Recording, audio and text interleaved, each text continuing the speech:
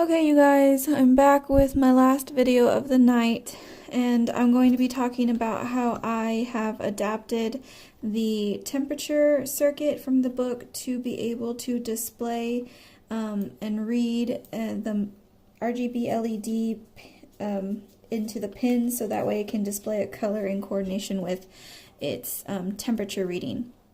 So the first thing I did was in defining my my three pins that display color, my red, my green, and my blue, and of course my ground pin, the second one. I built this pretty much the same way I did from circuit 3. I just moved them all down into different correlating pins at the bottom, but they are still going to be reading at 9, 10, and 11, and I defined that in my code. And so I started my setup by defining that these three pins, the red pin, the green pin, and the blue pin, were all going to be outputs. And then I also have my serial begin so that it can begin exporting to the serial monitor. So I have my floats defined by my voltage so that I can display in the actual voltage, the degrees Celsius and the degrees Fahrenheit. And for the sake of defining the if, else if, and else statements, I'm using Fahrenheit to determine the color. And it's going to be printing in all of them, but again, only the degree Fahrenheit is going to be defining what color this is going to be. So at the bottom of my code, you can see that I have started a function called display color. And the display color is going to correlate to the RGB LED by showing either red, blue, or green. It'll display a red color if the temperature gets above 100 degrees. That can be kind of like considered if, you know, like ladies that have hair curlers or hot irons, that once it gets to a certain temperature, it stops heating, or if it gets to a certain temperature for a certain amount of time, it shuts itself off. And so that's kind of what's happening with the temperature and the LED right now at this point. If it's green, that means that it's between 80 and 100. So that means like it's a good temperature, or green.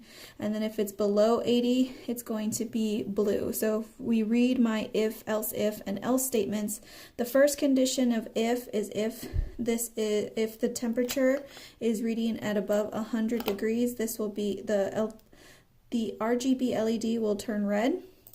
Else if, which is the second condition, and that's if the temperature is reading between 80 and 100, this will be blue.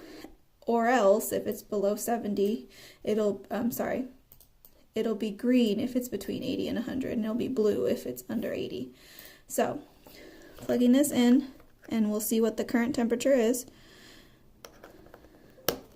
We'll go ahead and run this.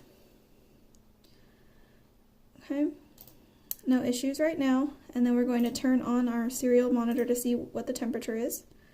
So it is at 77 degrees in the house right now, 79, 78, fluctuating a little bit, but it's blue because it is under 80 degrees, just like it says here. So else is going to turn the blue pin on, so it's high. So that means that it's below 70 degrees, sorry, below 80 degrees in my house right now.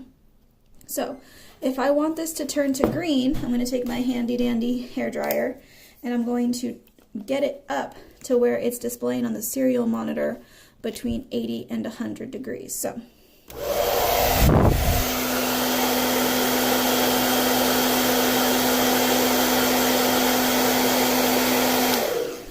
now you can see in my serial monitoring on my code video that the temperature has reached over 80, but it's not over 100 yet. So it's somewhere between 80 to 99, and you can tell that on my board because the LED is now green. It's displaying green, so it changed from blue. If I want it to go back down to blue, I could just very lightly blow on it and try and get it down. So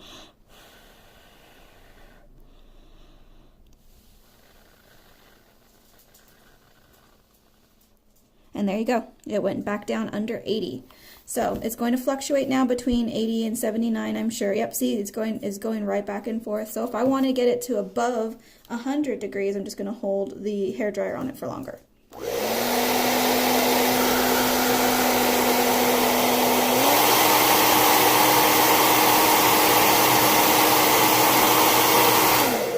Okay, and so now you can see that the temperature for this has went over 100. It's quickly going back down.